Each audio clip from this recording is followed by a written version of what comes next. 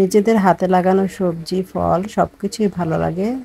আজকে দেখাবো নিজেদের হাতের লাগানো গাছের পেঁপে ইলিশ মাছের মাথা দিয়ে রান্না করে।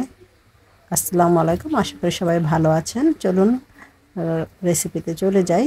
একটা বড় সাইজের ইলিশ মাছের মাথা নিয়েছি আর একটা বড় সাইজের পেঁপে নিয়েছি। এটা আজকে রান্না করে দেখাবো। এর জন্য চুলায় প্যান বসিয়ে দিয়েছি আর পরিমাণ মতো সয়াবিন তেল দিয়ে দিয়েছি। তেলটা গরম হয়ে গেলে এখানে পেঁয়াজ কুচি দিয়ে দিয়েছি।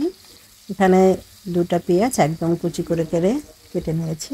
পেঁয়াজটা একটু ভেজে নিব, একটু লাল কালার হয়ে গেলে তখন এখানে দিয়ে দিব হলুদের গুঁড়া, মরিচের গুঁড়া সামান্য পরিমাণে দিয়েছি, যেহেতু কাঁচামরিচ দিব পরে, এর জন্য ঝালটা আপনাদের প্রয়োজন অনুযায়ী দিয়ে নেবেন। আর সামান্য পানি দিয়ে আর একটু মশলাটাকে কষিয়ে নিচ্ছি। এখানে আমি কোনো রসুনের বাটা দেইনি, যেহেতু আমি ইলিশ মাছ দিয়ে এটা রান্না করব, এই জন্য রসুন দিইনি। আপনারা চাইলে দিতে পারেন। লবণ দিয়ে দিয়েছি স্বাদ মতো। ইলিশ মাছে আসলে এক্সট্রা কোনো মশলা দিলে ভালো লাগে না খেতে আমাদের কাছে। আমরা ইলিশ মাছ রান্না করলে ইলিশ মাছের ফ্লেভারটার জন্যই রসুন বাটা বা এই ধরনের আদা টাদা এই ধরনের মশলা আমরা ইউজ করি না।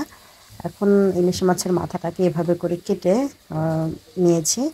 একটু ভালো করে কেটে ধুয়ে নেওয়ার পরে এটা দিয়ে দিয়েছি। মশলাটার সাথে মাথাটাকে কষিয়ে নেব প্রথমে, তাহলে খেতে ভালো লাগে। যে কোনো তরকারি বা সবজি এভাবে যদি রান্না করেন তাহলে ভালোভাবে মাছের মাথার মধ্যে যে থাকে সেটা কিন্তু বেরিয়ে যায়। আর পেঁপেগুলোকে ভালো করে ধুয়ে নিয়ে এটাকে দিয়ে দিয়েছি। মাছের মাথাটা কষিয়ে নেওয়ার পর এখন পেঁপের সাথে মাছের মাথাটা আরও ভালো করে কষিয়ে নেব। এখন সব একসাথে মিক্সড করে নিয়ে, আর এই রান্নাটা কিন্তু খুব সহজ, অল্প সময়ে হয়ে যায়। আর এটা পেঁপে খাওয়া কিন্তু সবারই খুব ভালো। কাঁচা পাকা পেঁপে যে কোনো ধরনের পেঁপেই খাওয়া ভালো। তাছাড়া কাঁচা পেঁপে যদি না ধুয়ে খালি পেটে খেতে পারেন, সেটার জন্য কিন্তু গ্যাস্ট্রিকের জন্য অনেক বড় উপকার।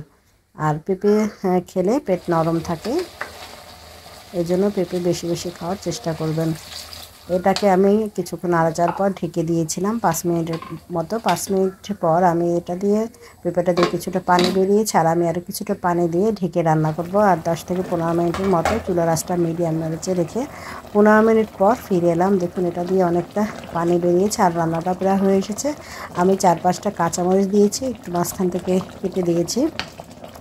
পেঁপেটা কিন্তু একদম সিদ্ধ হয়ে গেছে। আর পেঁপেটা কাটার সময় একটু মোটা করে নেবেন, একদম পাতলা হলে কিন্তু পেঁপেটা গলে যাবে, এই জন্য একটু মোটা করে কাটতে হবে। এখন আর 5 মিনিট রান্না শেষে আমি চুলাটা অফ করে দিলাম। আমার কিন্তু রান্নাটা হয়ে গেছে। দেখুন কালারটাও কিন্তু অনেক